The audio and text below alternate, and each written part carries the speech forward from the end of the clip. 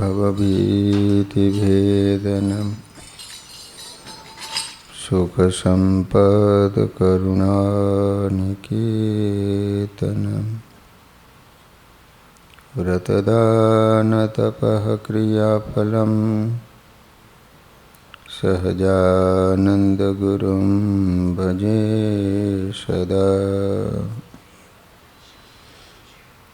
बोलो स्वामीनारायण भगवाननी, श्री हरि कृष्ण महाराजनी, श्री राधा कृष्ण देवनी, श्री नरनारायण देवनी, श्री लक्ष्मीनारायण देवनी।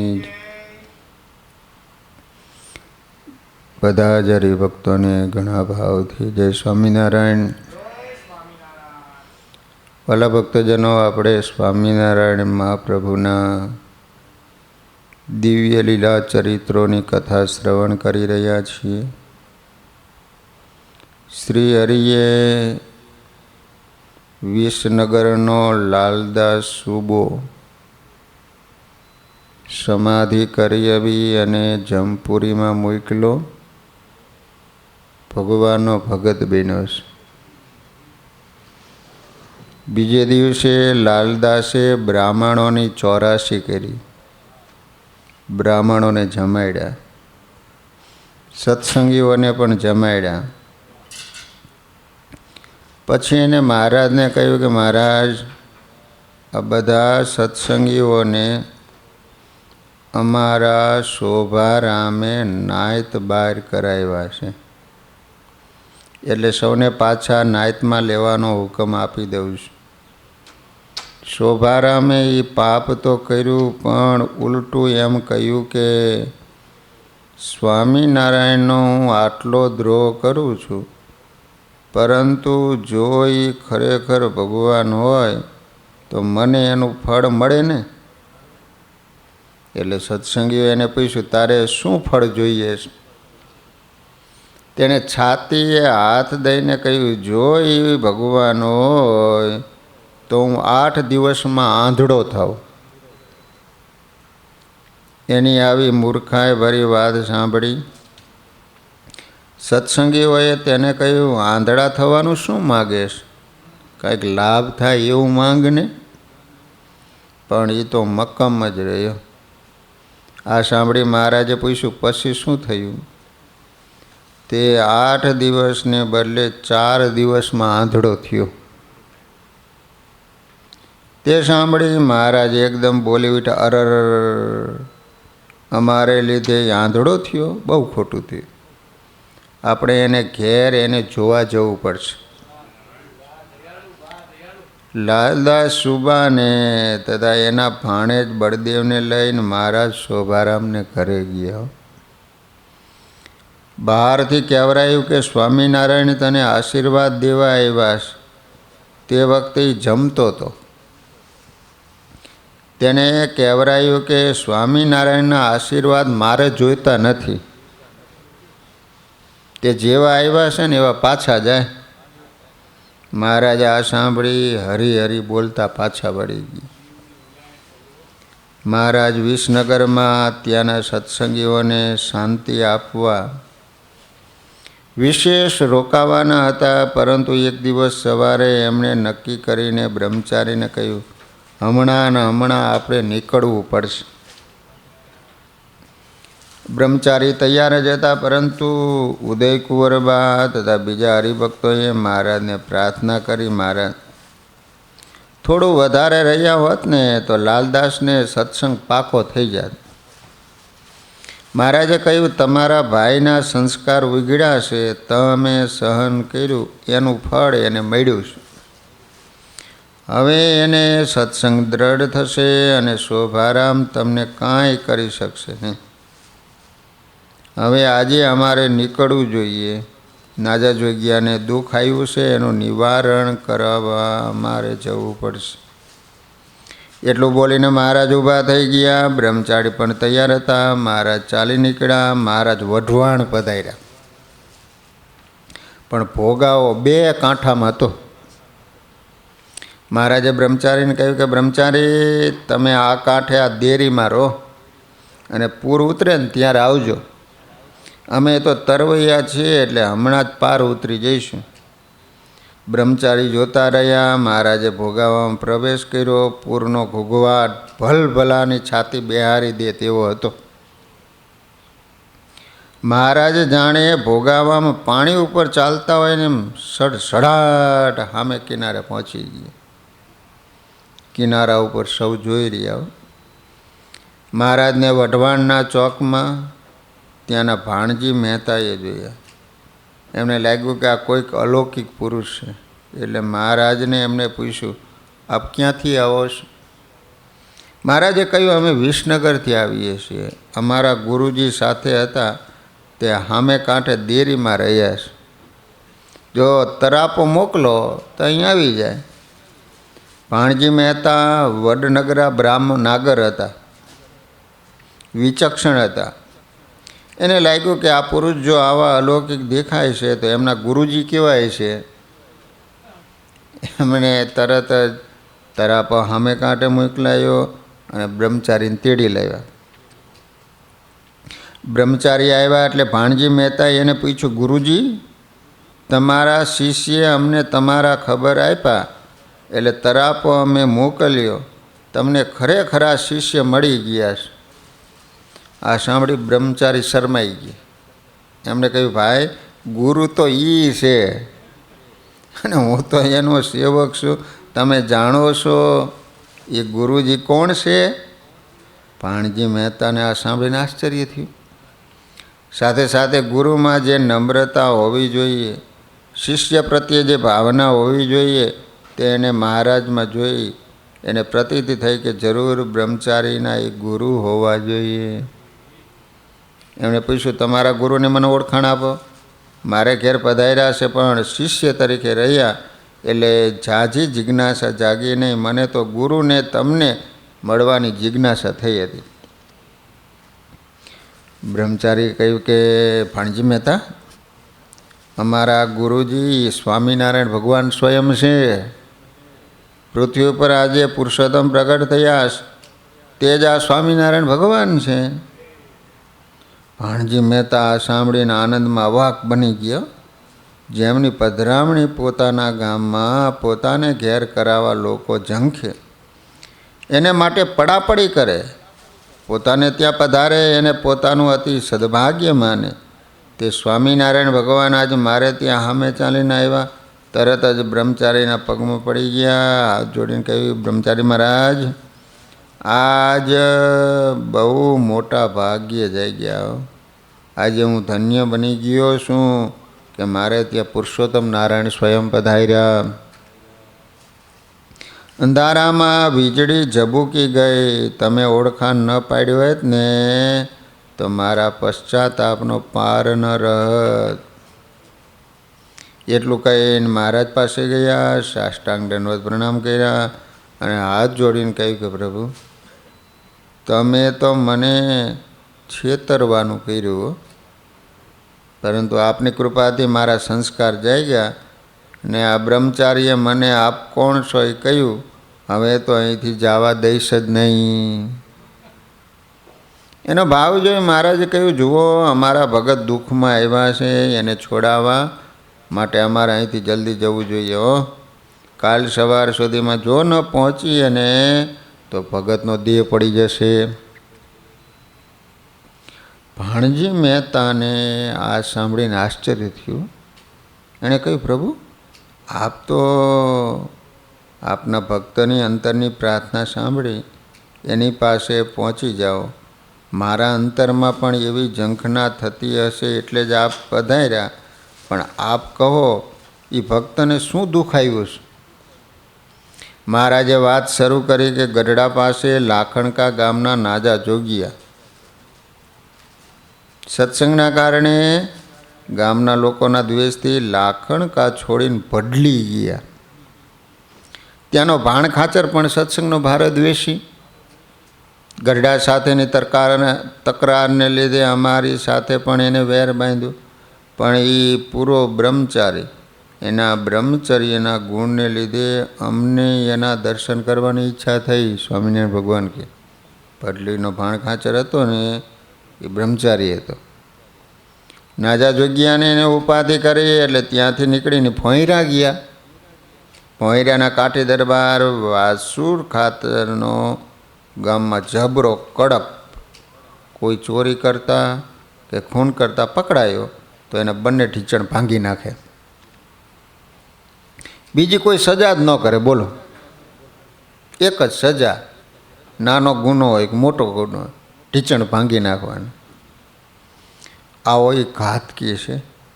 એને અમારી વાત સાંભળી અમને નાજો ભગવાન માને છે એ જાણ્યું એટલે એના આસુરી ભાવે પણ જોર કર્યું. એને નાજા જોગ્યાને બોલાવીને પૂછ્યું, તારે સ્વામિનારાયણ હમણાં ક્યાં છે?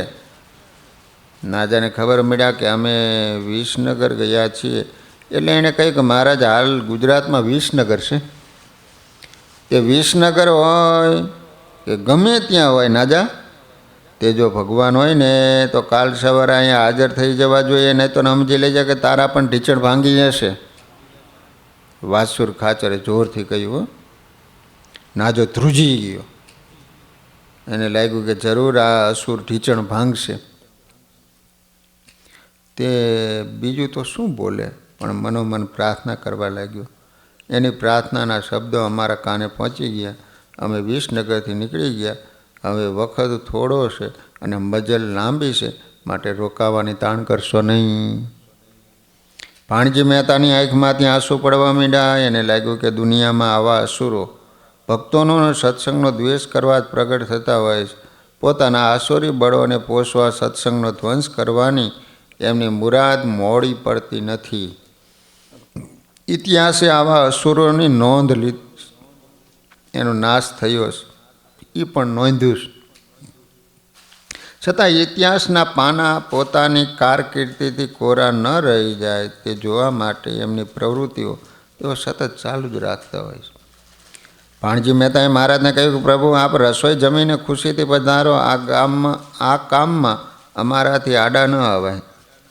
બ્રહ્મચારીએ મહારાજ માટે થાળ તૈયાર કર્યો. મહારાજ જમવા બિરાજ્યા. ભાણજી મહેતાની સ્ત્રી મહારાજના દર્શન કરતી અમે બેઠી. તેણે મહારાજના દર્શન કર્યા. તરત સ્મૃતિ થઈ આવી, ઓહો, આ તો ગંગારામ મલના ગુરુ. એમને ઘેર મેં જોયા હતા. તેમની કચ્છની લીલાની પણ ઘણીક વાત સાંભળી. તેણે ભાણજી મહેતાને કહ્યું, આ તો સાક્ષાત ભગવાન છે. કચ્છમાં મેં એમના દર્શન કર્યા હતા. મહારાજ આ સાંભળી ऐसा એને કહ્યું, દર્શન ન ભૂલાય અને સ્મૃતિ રહે એ ભક્તિ. આ પ્રસંગ પણ હૈયામાં હંગરી રાખજો. મહારાજે જમી લીધું. ભાણજી મહેતાને થાળ આપ્યો. બ્રહ્મચારી પણ જમ્યા. સાંજે મહારાજ વઢવાણથી નીકળી ગયા. એમની ગતિ પવન વેગી હતી. બ્રહ્મચારી એની પાછળ દોડવું પડ્યું. રસ્તામાં ભાદર નદી આવી. 2 કાંઠામાં પાણી હતું. મહારાજે બ્રહ્મચારીને કહ્યું, તમે હવે આ ભાદરનું પાણી ઉતરે ત્યારે અહીંથી સીધા ભાદરે જઈજો, અમે તમને મળીશું. બ્રહ્મચારીને થયું કે વરુણ દેવતા પણ મહારાજની આમાન્ય રાખતા નથી. એમને મહારાજની બીક હતી, નહીં તો દેવતાઓને પણ ઠેકાણે લાવી દે એવી એમની શક્તિ હતી. મહારાજ સામે પાર નીકળી ગયા. વહેલી સવારે ભોંયરા પહોંચી ગયા. જસદણ ભોંયરા. મહારાજને ભોંયરાના પાદરમાં એક ચારણ મળ્યો. તેણે મહારાજનું સ્વરૂપ જોઈને પૂછ્યું, કોઈ દેવાંગી પુરુષ દેખાવ છે? મહારાજ આ સાંભળીને હસ્યા. ચારણની બુદ્ધિની ગતિ દેવ અને દેવીઓથી આગળ જાય નહીં. એમણે કહ્યું, અમે સ્વામિનારાયણ છીએ. આ ગામના દરબાર વાસુર ખાચરને દર્શન દેવા એવા છીએ. તમે દરબારને ખબર પહોંચાડજો કે નાજા જોગ્યાના ભગવાન આવી ગયા છે. તમે સ્વામિનારાયણ વાસુર ખાચરને દર્શન દેવા આવ્યા છો? મહારાજ, ભલા થઈને પાછા જાઓ. વાસુર તો ભારે કલોટ અને ઘાતકી આદમી છે. ચારણે તરત કહ્યું, તેથી તો અમે આવ્યા છીએ. એવા કલાટ અને ઘાતકી માણસોને સીધા કરવા માટે તો અમે ગામોગામ ફરીએ છીએ. તમે આ સંદેશો એને પહોંચાડી દેજો એટલું કહીને મહારાજ નાજાના ઘર તરફ ગયા. મહારાજે નાજાની ડેલીના કમાડ ખકડાવ્યા. અંદર ફળિયાના ખાટલામાં બેસી આખી રાત નાજાએ ભજન કર્યું હતું. એના મનમાં હતું કે મહારાજ તો સ્વતંત્ર છે, આવે આવે અને આવે જ. દેહની રક્ષા કરે ને ન પણ કરે, પણ આપણે હવે છેલ્લી પળ આવી છે એટલે ભજન કરીને મોત સુધારી લેવું. એને ખાટલામાં બેઠા પૂછ્યું, કોણ ભાઈ અત્યારે આ મોટા પરડીએ? નાજા, અમે સ્વામિનારાયણ. તારો સાદ સાંભળીને દોડતા આવ્યા જ મહારાજનો અવાજ સંભળાયો. નાજાએ અવાજ ઓળખ્યો, નક્કી મહારાજ, મારા પ્રભુ આવી ગયા. એણે દોડીને હાંકળ ખોલી ડેલીનું કમાડ ઉઘાડ્યું અને મહારાજને પોતાની સામે હસતા જોયા. મહારાજના પગમાં પડી ગયો, પ્રભુ તમે આવી ગયા, મારા શબ્દ તમારા કાને પહોંચી ગયા. નાજો ગદગદ થઈને બોલવા લાગ્યો. તેને બાથમાં પીડીને મહારાજે કહ્યું, કેમ ન પહોંચે મારા નાજા? તારા ભજનની કળેડાટી આ લોક તો શું પણ બ્રહ્માંડો ભેદીને અમારા કાન સુધી પહોંચી જાય. ત્યારે આ તો ક્યાંય એટલું છેટું હતું, તારી ભક્તિના પારખા લેવાઈ ગયા. નાજા, મહારાજ થોડો વખત ફળિયામાં પલંગ ઉપર બિરાજ્યા. પછી નાજા ભગતની સાથે નદીએ નાવા પધાર્યા. નાહીને આવ્યા ને એટલે મહારાજે નાજા ભગતને કહ્યું, નાજા, આખી રાત અમે અડવાણે પગે ચાલ્યા છે, ઉઘાડા પગે, એટલે પગમાં કાંટા બહુ આવી ગયા છો. માટે તમારી પાસે જો ચીપીઓ હોય ને તો હળવેકથી બધા કાંટા પગમાં કાઢી નાખી. નાજાએ મહારાજના બંને ચરણારવિંદ પોતાના ખોળામાં લીધા. ચરણારવિંદ જોતા તો અસંખ્ય કાંટા દેખાણા. નાજાનું અંતર દ્રવી ગયું.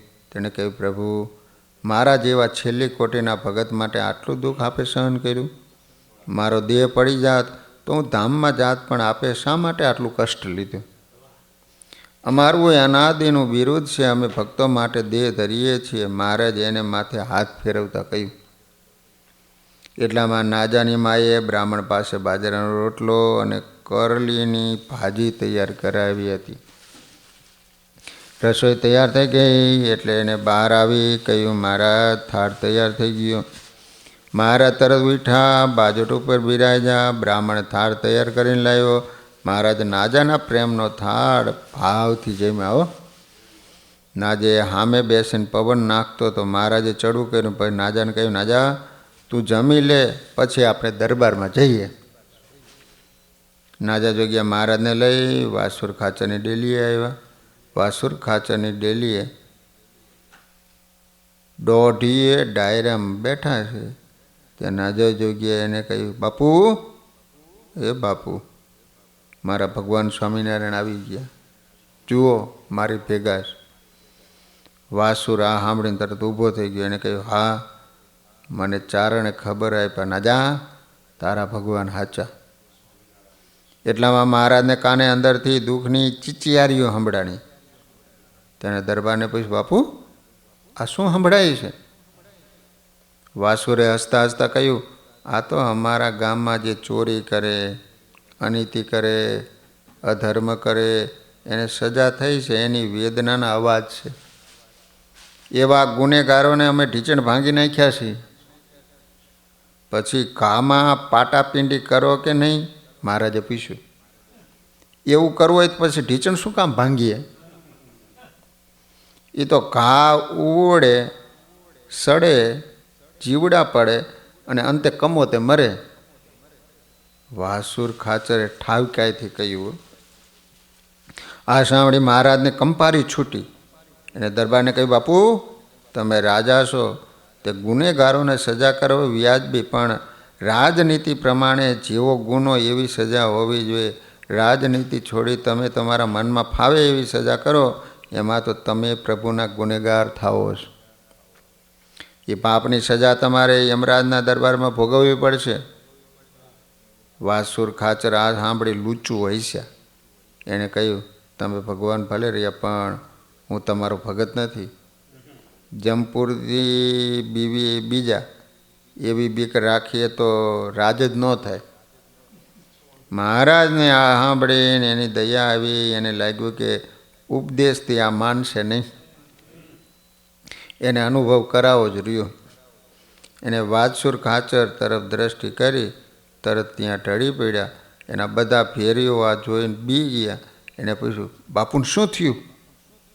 એ તો જમપુરીનો અનુભવ કરવા ગયા છે. મહારાજે શાંતિથી કહ્યું. વાસુર ખાચરનો દેહ ઉછળવા લાગ્યો. પોતે કાઠી રાજપૂત હતા, ધીંગાણામાં સુરવીર હતા, પણ અહીં બૂમો પાડવા લાગ્યા. આ જોઈ ભાયા તો પણ ગભરાયા. એને મહારાજને કહ્યું, આને બેઠો કરી દો, શું જોઈ રહ્યા છો?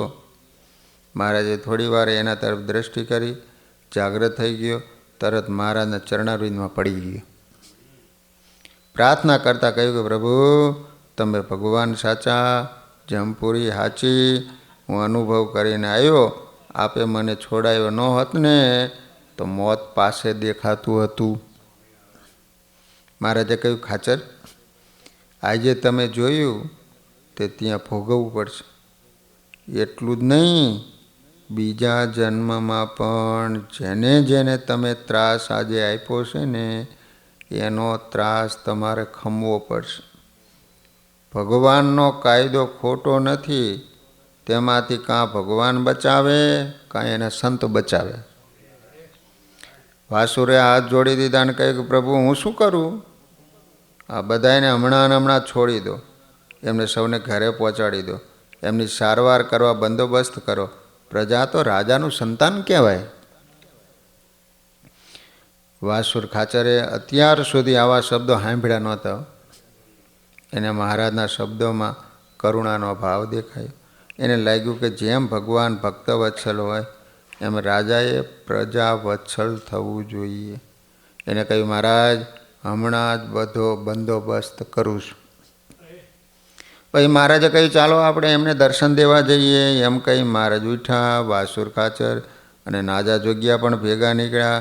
મહારાજે સૌ કેદીઓને દર્શન દીધા. મહારાજને જોઈને સૌના ખોડિયામાં જાણે પ્રાણ આવ્યા હોય ને તેમ સૌ સ્વસ્થ બની ગયા. મહારાજને હાથ જોડી દીધા. મહારાજ એની પાસે આવ્યા. સૌને માથે હાથ મૂક્યો. પછી બોલ્યા, તમારા રાજામાં રામ વૈસા છે. તમને સૌને આજે છોડી દેશે, ઘેર પહોંચાડશે, દવા દારૂ કરાવશે.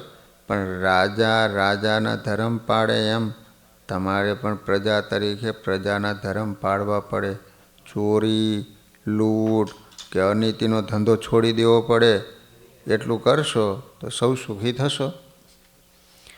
વાસુર ખાચરને મહારાજના શબ્દોમાં ભગવાનપણું દેખાયું. એને થયું કે જે રાજા તથા પ્રજા બંનેને ધર્મ તરફ વાળે, અનીતિ છોડાવે, એ ભગવાન. પછી મહારાજ ત્યાંથી નાજા જોગ્યાની સાથે નીકળી ગયા. ઘેર આવી મહારાજે નાજા જોગ્યાને કહ્યું, નાજા, તારે અહીંથી નીકળી જવું, ગઢડે આવીને અમારી પાસે રહેવું. નાજાએ હાથ જોડ્યા. મહારાજ ત્યાંથી તે જ દિવસે ગઢડે જવા નીકળી ગયા. ગઢપુરના અભય ભૂપ તથા એના પરિવારને મહારાજ વગર રહેવાતું નહીં. માછલીનું જીવન જળ હોય તેમાં ભક્તોને પણ મહારાજ જીવન બની ગયા હતા. મહારાજી જાણતા હતા એટલે બધે ફરીને ગઢપુરમાં આવતા. ત્યારે એને પણ ઘેર આવ્યા હોય એવો સંતોષ થતો.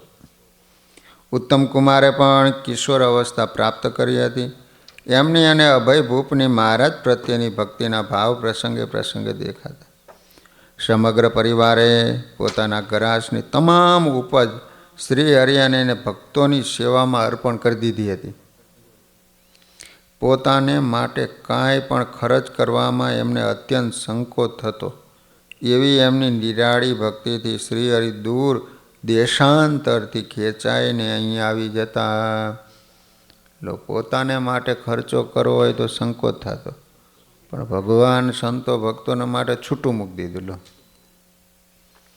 જીવા ખાચરને પણ મહારાજ પ્રત્યે પ્રેમ હતો, પણ સાથે સાથે ગરાસમાં સગા સંબંધીઓ પ્રત્યે પણ એટલી જ આસક્તિ હતી. આ લોકમાં એની પ્રતિષ્ઠાના મૂળ એમને ઊંડા નાખવા હતા. તેથી એમની ડેલીએ ડાયરો જામતો. સત્સંગ સિવાયની પણ અનેક વાતો થતી. શ્રીહરિ પધાર્યા એટલે એમને ઈચ્છા થઈ કે અભલ ખાચર મોટા મોટા ઉત્સવો એના આંગણે કરાવે, તો મારે પણ એવો ઉત્સવ કરાવો કે અભલના વૈભવને સેવાને સૌ ભૂલી જાય. જીવા ખાચરને ઈર્ષા, એ અભલ ખાચર દાદા ખાચરના વખાણ થાય, તો એને વિચાર કર્યો કે હું એના કરતાં મોટા ઉત્સવ કરાવું. તેઓ મહારાજ પાસે આવ્યા, હાથ જોડીને કહ્યું, પ્રભુ આ અન્નકૂટનો ઉત્સવ આપ મારા દરબારમાં કરો, સૌ સંતો હરિભક્તોને તેડાવો, ભારે ધામધૂમથી કરવી છે.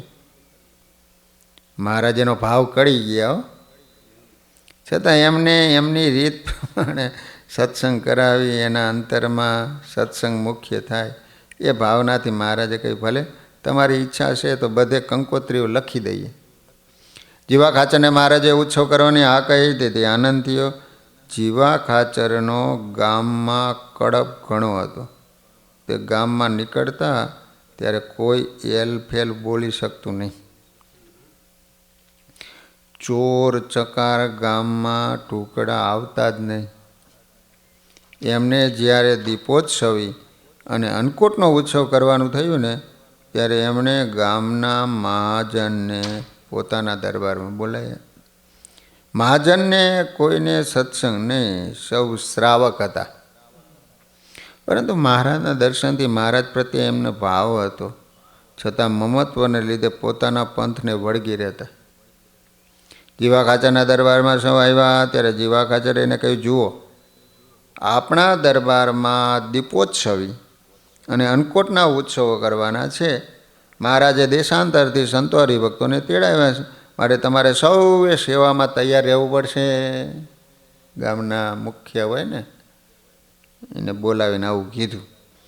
જીવા ખાચરનો બોલ ઉથાપવાની કોઈની તાકાત નહોતી હો, એટલે મૂંગે મોઢે સૌએ સંમતિ આપી. મહારાજે જ્યારે આ જાણ્યું ને ત્યારે તેઓ પ્રસન્ન થયા. આવા શુભ પ્રસંગે સંતો હરિભક્તોની સેવા કરશે તો અંતરમાં નવીન સંસ્કારો જાગશે અને ભવિષ્યમાં પણ એમને સત્સંગ થશે. ઉત્સવ ઉપર કાઠી હરિભક્તો તથા અન્ય ભક્તો અને સંતો આવવા લાગ્યા. અલૈયા ખાચર, સુરા ખાચર વગેરે તો મહારાજની સાથે હતા, પરંતુ સોમલો ખાચર વગેરે દરબારો આવી ગયા. શ્રીહરિએ સૌને કહેવરાયું કે દિવાળીને દિવસે વહેલી સવારે ઉન્મત્ત ગંગામાં સૌએ સ્નાન કરવા જવાનું છે.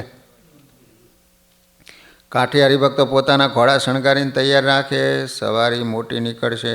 આખું ગઢપુર ગામ શણગારી દીધું હતું. ઘેર ઘેર આસોપાલવના તોરણો બંધાઈ ગયા હતા. દીપોત્સવના દીપથી દરેક ઘરના કાંગરા મણિમય મહેલની જેમ શોભતા હતા. લોકો ફૂલહાર લઈને મહારાજને વધાવવા પોતાના ઘરની અટારીઓમાં ઊભા હતા. વહેલી સવારે મહારાજ પોતાના રોજા ઘોડા ઉપર કાઠી ભક્તોના સંગથી વીંટળાઈને જીવા ખાચરના દરબારમાંથી નીકળ્યા. રોજા ઘોડાને સોનેરી સાતથી શણગાર્યો હતો. કાઠી ભક્તો પણ પોતપોતાના અશ્વને શણગારી મહારાજની આજુબાજુ ચાલતા હતા. માણેક ચોક પાસે થઈને ઉન્મત્ત ગંગા જવાનો માર્ગ ભક્તોથી ચિક્કાર થઈ ગયો હતો. કેટલાકના હાથમાં પુષ્પો હતા, હાર હતા, તોરા હતા, ગજરા હતા. કેટલીક સ્ત્રીઓ સોના રૂપાની ઘૂઘરીઓ હાથમાં લઈને મહારાજને વધાવવા તૈયાર થઈને ઊભી હતી. વાતે ગાતે શ્રીહરિ અશ્વ ઉપર નીકળ્યા. આગળ ઊંટ ઉપર નોબત વાગતી હતી. પદાતીઓ જય જય બોલતા હતા. લાડુબા, જીવબા તથા અન્ય કુંવરીઓ સુરપ્રભા દેવી, સોમબા, ફૈબા, અમૂલાબા વગેરે પાછળ રથમાં બેઠા હતા. દાદા ખાચર અશ્વ ઉપર બેસી મહારાજની સાથે ચાલતા હતા. બંદૂકોના અવાજ થતા હતા. ભેરી અને શરણાઈઓના સૂરો ગાતા હતા અને બંદીજનો છડી પોકારતા હતા. દેદીપ્યમાન બનેલી ગઢપુર નગરી આ દિવ્ય સવારેથી વધુ શોભવા લાગી. ઉન્મત્ત ગંગાના કિનારે સવારી અટકી.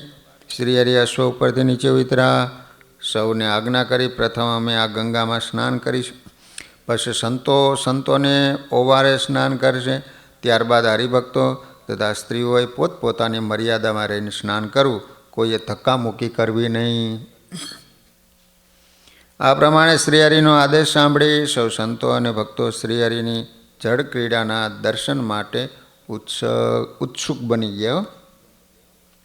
શ્રીહરિ વસ્ત્રો ઉતારી સ્નાન કરવા ગંગામાં ઉતર્યા. બ્રહ્મચારીના અન્ય સેવકોએ શ્રીહરિના અંગ ચોડીને સ્નાન કરાવ્યું. પછી શ્રીહરિનું શરીર લૂછ્યું, સુવર્ણ જરીમય વસ્ત્રો પહેરાવ્યા. ત્યારબાદ સૌ સંતો હરિભક્તોએ સ્નાન કર્યું.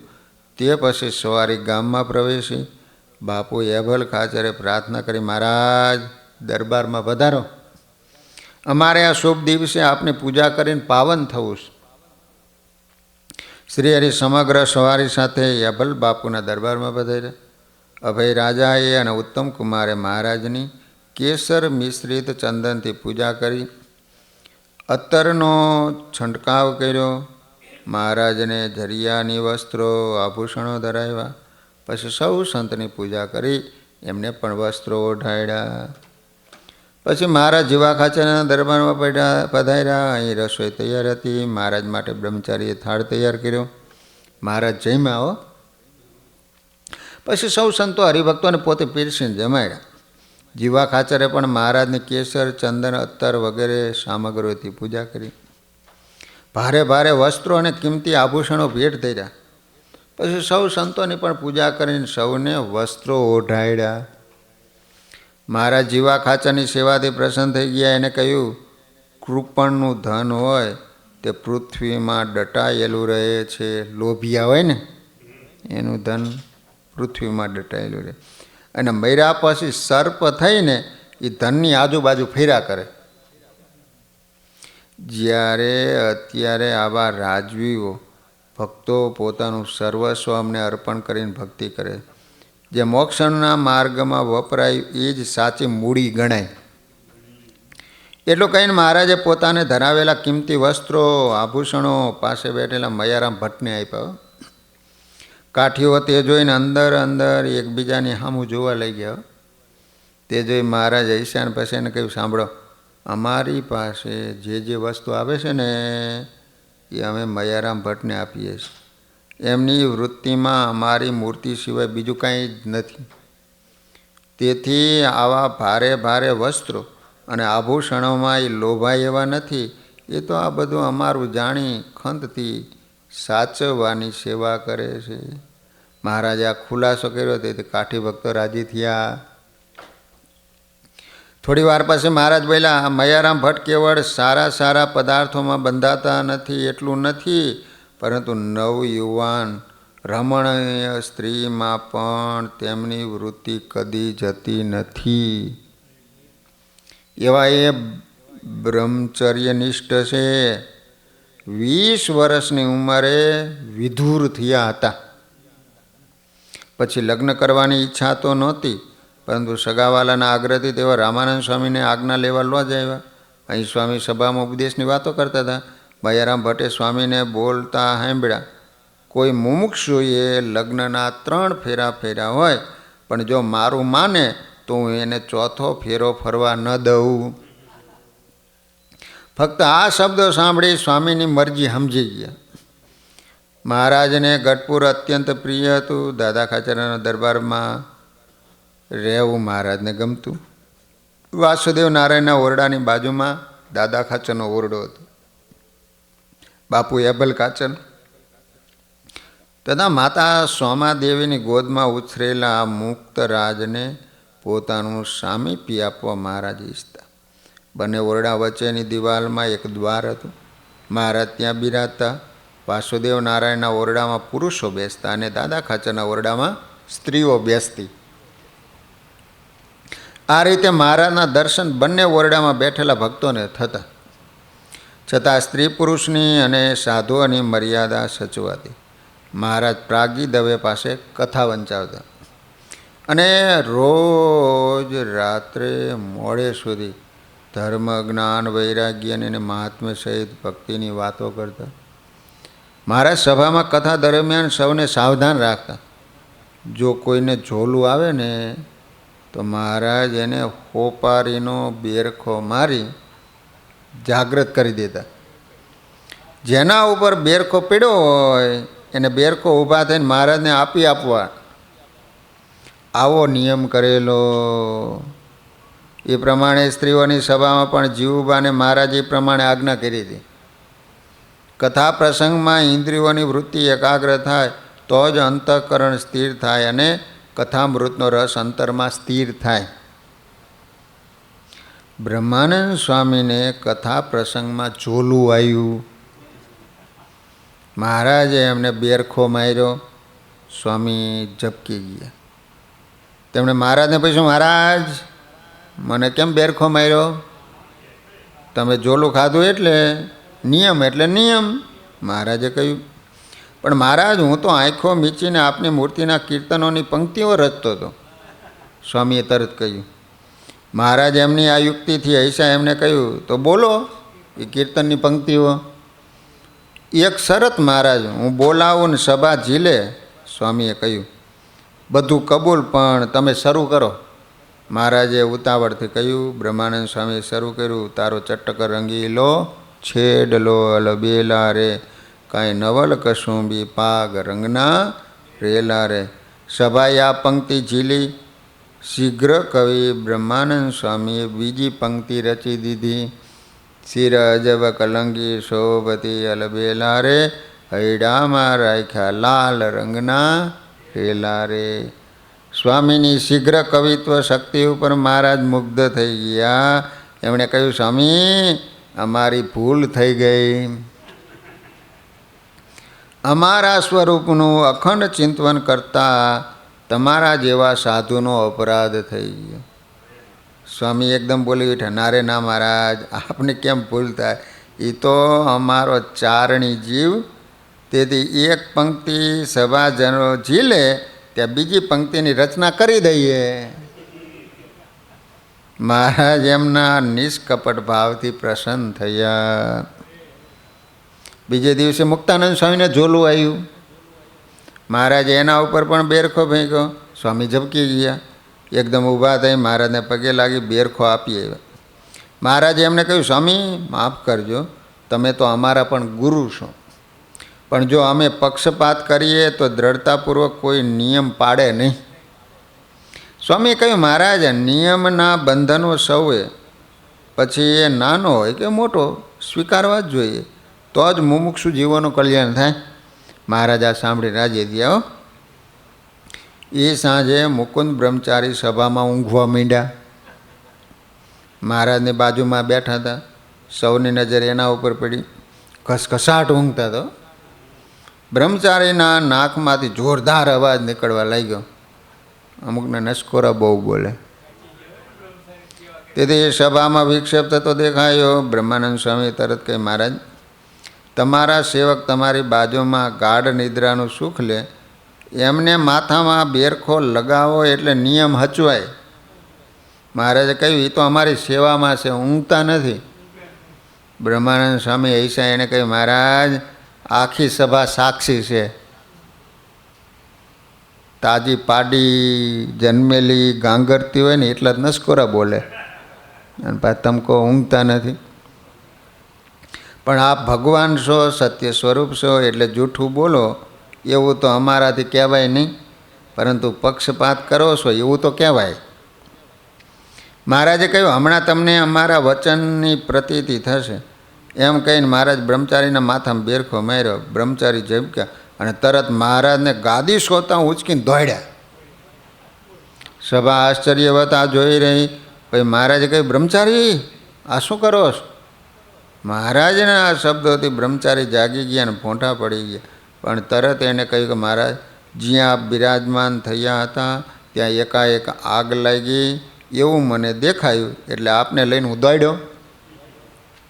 મહારાજે બ્રહ્માનંદ સ્વામીને કહ્યું, સ્વામી સાંભળ્યું, સ્વપ્નમાં પણ બ્રહ્મચારી અમારી સેવા જ કરી રહ્યા છે. બીજે દિવસે મહારાજે બ્રહ્માનંદ સ્વામીને કહ્યું, સ્વામી આપણે અહીં ગઢપુરમાં 5-6 વર્ષથી છીએ. હરિભક્તોના સંઘ અહીં ઉત્સવ ઉપર હજારોની સંખ્યામાં આવે છે. સત્સંગ ખૂબ વિસ્તરતો જાય, પરંતુ આ ગઢડાના વાણિયાઓને જરાય રંગ લાગતો નથી. બ્રહ્માનંદ સ્વામી આ સાંભળી વિચારમાં પડી ગયા. મહારાજે એમને કહ્યું, સ્વામી તમે બુદ્ધિશાળી છો, એટલે તમને પૂછીએ છીએ કે આપણા સાધુઓને જો મુમતીઓ બંધાવીએ તો આ બધા વણિકોને આપણો ગુણ આવે. બ્રહ્માનંદ સ્વામી આ સાંભળી વિચારમાં પડી ગયા. એમને કહ્યું, મહારાજ પ્રયોગ કરવા જેવો છે. મહારાજ તરત કહ્યું, બોલાવો હરજી ઠક્કરને. એટલામાં મહારાજ પાસે રેશમી રૂમાલ હતો, એને મહારાજ ફાડવા લાગ્યા. એટલે બ્રહ્માનંદ સ્વામી કહ્યું, મહારાજ રાખો, હમણાં હરજી ઠક્કર આવે છે. પણ અમારે તમને તથા આ નિત્યાનંદ સ્વામીને અમારા પ્રસાદીના રૂમાલની મુમતીઓ આપવી છે, મોઢે બાંધે ને. એમ કહીને મહારાજ એક કટકો પ્રથમ બ્રહ્માનંદ સ્વામીને આપ્યો, બીજો નિત્યાનંદ સ્વામીને આપ્યો, ત્રીજો ભાઈ રામદાસજીને આપ્યો, ચોથો કટકો આત્માનંદ સ્વામીને આપ્યો. એટલામાં હરજી ઠક્કર આવી ગયા. મહારાજે એમને કહ્યું, સફેદ કાપડ મંગાવી 4 આંગળ પોરો એક એક ચીરો કરી સૌ સાધુને આપો. આજે સૌને અમારે મુમતીઓ બંધાવી છે. મહારાજે આ પ્રકરણ શરૂ કર્યું, તેથી સૌ વિચારમાં પડી ગયા. પછી મહારાજે બ્રહ્માનંદ સ્વામીને કહ્યું, તમે આ મુમતી બાંધી બજાર સોંસરા નીકળજો. પછી આત્માનંદ સ્વામીને કહ્યું, તમે બોટાદ જાઓ. પછી કરીમ ભગતને કહ્યું, તમે આ સ્વામીની પાછળ પાછળ જાઓ, વાણિયા શું બોલે છે અમને આવીને કહેજો. સાંજે કરીમ ભગત મહારાજ પાસે આવ્યા ને કહ્યું, મહારાજ વાણિયા બધા બહુ રાજી થયા, બધા વાતો કરે છે કે સ્વામિનારાયણ એના સાધુ અને મુમતીઓ બંધાવી બહુ સારું કર્યું, બધાને બહુ ગુણ આવ્યો. પરંતુ 5-6 દિવસ બાદ મહારાજે આત્માનંદ સ્વામીને જ્યારે પૂછ્યું ને, ત્યારે એમણે કહ્યું, મહારાજ અમને દેખીને બીજા ઘણા લોકો જાણે અપશુકન થતા હોય ને એમ સમજીને પાછા વળી જાય છે. આ સાંભળી મહારાજે કહ્યું, તો મૂકો એ વાત. જેના દર્શને કરીને જીવનું કલ્યાણ થાય, એના દર્શને જીવનું ભૂંડું થાય એવો વેહ ન રાખો. એમ કહીને મુમતીઓ છોડાવી દીધી. મહારાજ ગરડાથી સૌ સંતો પાર્ષદોને લઈ ઝીંઝાવદર પધાર્યા. મહારાજની ઈચ્છા હતી જેતલપુર જવાની. ત્યાં રામદાસજીએ તથા મુક્તાનંદ સ્વામી, બ્રહ્માનંદ સ્વામી વગેરે યજ્ઞનો સામાન તૈયાર કરી રાખ્યો હતો. મહારાજ તો શું થવાનું છે એ જાણતા હતા, પરંતુ સંતોનો સંકલ્પ હતો એટલે તેમને રાજી કરવા એમણે જેતલપુર તરફ જવા આદર્યું. બીજે દિવસે મહારાજ ઝીંઝાવદર અલૈયા ખાચરને ત્યાં વધાર્યા. અલૈયા ખાચરની મહારાજ પ્રત્યેની નિષ્ઠા ખૂબ જ દ્રઢ હતી. મહારાજની મૂર્તિ ધારીને તેઓ જ્યારે વાતો કરતા ને ત્યારે શ્રોતાઓના અંતરમાં સોંસરી ઉતરી જતી. સત્સંગનો એમને રંગ લાગી જતો. મહારાજ પ્રત્યેની આવી ભક્તિ અને મહારાજને અત્યંત પ્રિય એવું બ્રહ્મચર્ય વ્રત અલૈયા ખાચરને સિદ્ધ હતા. તેથી મહારાજ એના ઉપર પ્રસન્ન હતા. મહારાજ એમના દરબારમાં પધાર્યા અને તરત જ અલૈયા ખાચરને કહ્યું, અલૈયા, અમારે હાલને હાલ અહીંથી નીકળી લોયા જવું છે, તો તમે જલ્દી થાળ તૈયાર કરાવો. અલૈયા ખાચર એ પ્રમાણે વ્યવસ્થા કરી દીધી. થાળ તૈયાર થયો. મહારાજમાં સાથે જે પાર્ષદો હતા એને પણ જમાડ્યા. પછી મહારાજ લોયા જવા તૈયાર થયા. બ્રહ્મચારીને બોલાવ્યા. બ્રહ્મચારી આવ્યા. મહારાજે કહ્યું કે કરિયાણામાં જે જરિયાન પોશાક અમારા માટે લાવ્યા હતા ને તમામ લાવો. બ્રહ્મચારી તરત ગયા. પોતાની પાસે કાળજીપૂર્વક સાચવીને રાખેલો પોશાક લઈ આવ્યો. મહારાજે લઈ અલૈયા ખાચરને આપ્યો અને કહ્યું, આ અમારી પ્રસાદી તમને અમે રાજી થઈને ભેટ આપીએ છીએ. તમારે આ પોશાક પહેરીને વાળાક દેશમાં ફરવું અને ત્યાં લોકોને અમારા સ્વરૂપની વાતો કરવી. તમારી વાતો જે જે સાંભળશે એના અંતરમાં અમારા સ્વરૂપની દ્રઢતા થઈ જશે. એટલું કહીને ભાઈ મહારાજ બોલ્યા, તમે વાળાક દેશમાં જા ફરો, એટલો જ વખત આ પોશાક તમારે પહેરવો અને પછી ઉતારી નાખો. અલૈયા ખાચર આ સાંભળી રહ્યા. મહારાજની પ્રસન્નતાથી એનું અંતર દ્રવી ગયું. અલૈયા ખાચરે પોશાક હાથમાં લીધો. એના આખા શરીરમાં ઝણઝણાટી થઈ ગઈ. એને થયું કે મહારાજે મારામાં પાત્રતા જોઈ, તેથી જ આ વાળાક દેશમાં સત્સંગ કરાવીને મને આજ્ઞા આપી અને આ પ્રસાદીનો પોશાક પણ આપ્યો. તેના આ વિચારથી પોતાના વિશેની મોટપનો ભાવ એના અંતરમાં પ્રવેશી ગયો. તેને મહારાજના સ્વરૂપની નિષ્ઠા હતી. બ્રહ્મચર્ય રૂપી ધર્મ પણ દ્રઢ હતો, છતાં અંતરમાં અવ્યક્ત રહેલો અહમ ભાવ આ પ્રસંગે પ્રગટ થયો. મહારાજની આજ્ઞાનું આશીર્વાદનું રહસ્ય પોતાની મોટપના ભાવમાં વિલીન થયું. સહજાન સ્વામી મહારાજની